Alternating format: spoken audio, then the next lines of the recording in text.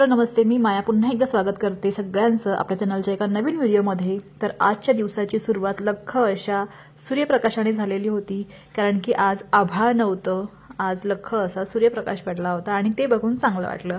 मग किचनमध्ये आले आणि नाश्ता काय करायचा हा प्रश्न होता। खारी होती घरामध्ये, म्हटलं चहा खारी खाऊया, कारण की मनोज नव्हता आणि माझ्या एकटीपुरताच मला नाश्ता बनवायचा होता।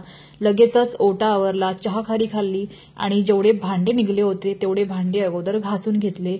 तर हातच्या हात भांडे घासले ना म्हणजे किचन देखील स्वच्छ राहतं आणि जास्त भांडे बघून टेन्शन पण येत नाही की एवढे भांडे घासायचे आहेत। लगेचच हातच्या हात सगळे भांडे घासून घेतले।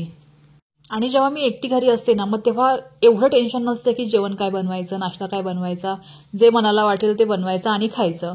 म्हणून मग म्हटलं खारी आहे घरामध्ये तर खारीच खाऊन घेऊया। म्हणजे नाश्त्याला खारी खाणं हे काही चांगलं नाहीये किंवा चांगला नाश्ता नाहीये, पण कधी मधी खाल्लं तर चालतं।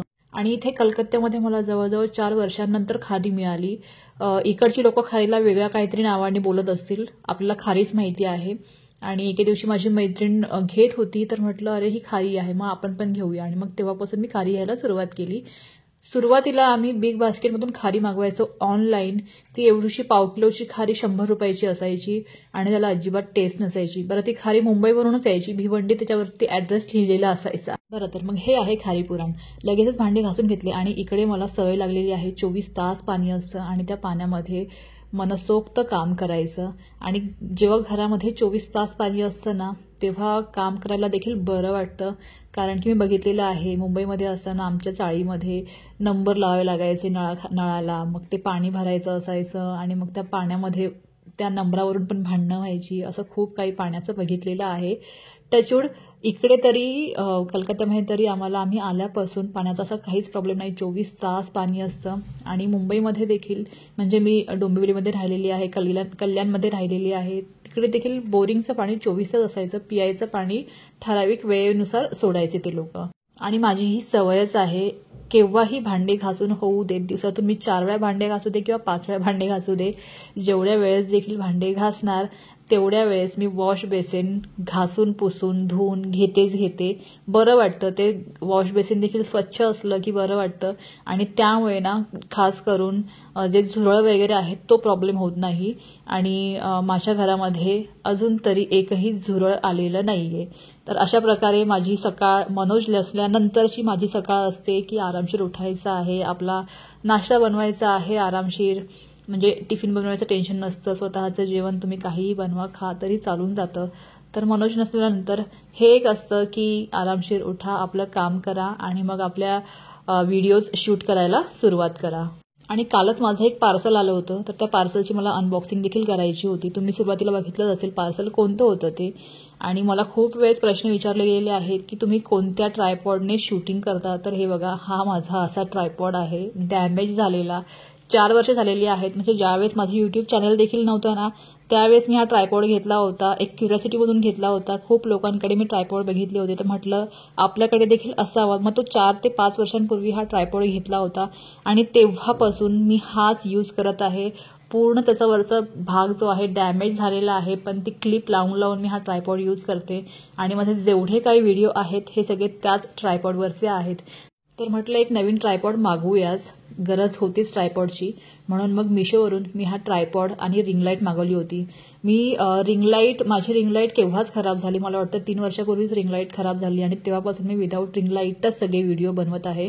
म्हणून कोणत्या व्हिडिओची जी क्वालिटी आहे ना ती एवढी खास नाहीये। म्हणून मला पण असं वाटलं की आता आपण रिंग लाईट आणि ट्रायपॉड मागवूया, गरज आहे खरंच। आणि मिशोवरून मागवला मी।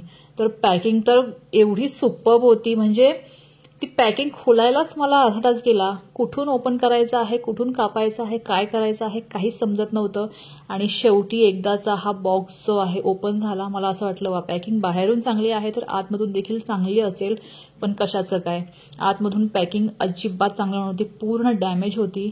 आणि जेव्हा मी हा ट्रायपॉड बाहेर काढला तेव्हा मला असं वाटलं की हा यूज केलेला ट्रायपॉड त्या लोकांनी पाठवलेला आहे आणि तेव्हाच मी डिसअपॉइंट झाले। पण म्हटलं चला बघूया पुढचा ट्रायपॉड म्हणजे उर्वरित ट्रायपॉड तरी व्यवस्थित असेल. आणि जेव्हा मी ओपन केला खालचा भाग तेव्हा मला दिसलं की तो देखील डॅमेज आहे, आतमध्ये दाबला गेलेला आहे आणि त्याच्यावरती देखील तुम्ही बघू शकता तो दाबला गेलेला होता.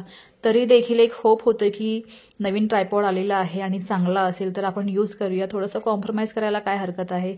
म्हणून मग मी पूर्ण ओपन करून बघितला तर या ट्रायपॉडची उंची खरंच खूप चांगली आहे. म्हणजे माझा जो जुना ट्रायपॉड आहे ना त्या ट्रायपॉडपेक्षा या ट्रायपॉडची उंची बरीच आहे. तर हे मला एक बरं वाटलं की ट्रायपॉडची उंची आहे म्हणजे आपल्याला वरतून देखील जर शूटिंग करायचं असेल तर आपण करू शकतो. म्हणजे जुना ट्रायपॉड मला ना खूप इकडून तिकडून हलवावा लागतो ज्यावेळेस मला एखाद्या रेसिपीचं शूटिंग करायचं असतं त्यावेळेस. जर तुम्हाला मी रेसिपीचं शूटिंग कसं करते हे याचा व्हिडिओ बघायचा असेल तर मला कमेंट करा, मी नक्कीच त्यावरती व्हिडिओ बनवेल.